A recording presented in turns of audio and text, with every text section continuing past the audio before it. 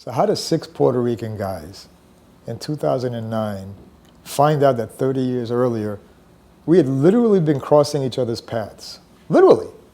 We had been standing in the same places sometimes, weeks apart, and we didn't even know each other. Some of us knew one another.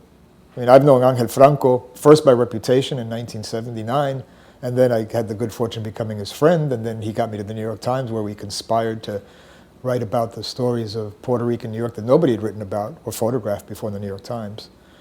I'd heard about Ricky through Enfoco, but I'd never met Ricky. Konzo was interesting because Konzo, one day I'm surfing the web and I see these pictures of the South Bronx. I'm like, damn, those are nice. Who took them? So I find his website and I send him a note saying, I work for the New York Times, I want to write about you. And he wrote me back saying, are you the same David Gonzalez we talked about at the dinner table? I was like, shit, what do you mean? Turns out his aunt was Elba Cabrera, who all of us know. If you were a Puerto Rican artist in New York City in the 1970s or 80s, you knew Elba Cabrera because she was the fairy godmother, the madrina de tutti madrinas of all us young Puerto Rican artists.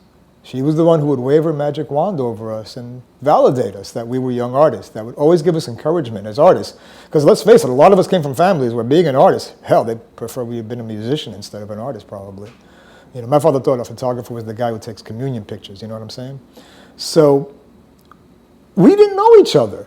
But it was here we were at this opening for Konzo at Hunter College in March of 2009, and there were 6 of us there. And we started realizing, you know, we kind of were in the same places. But we didn't know each other.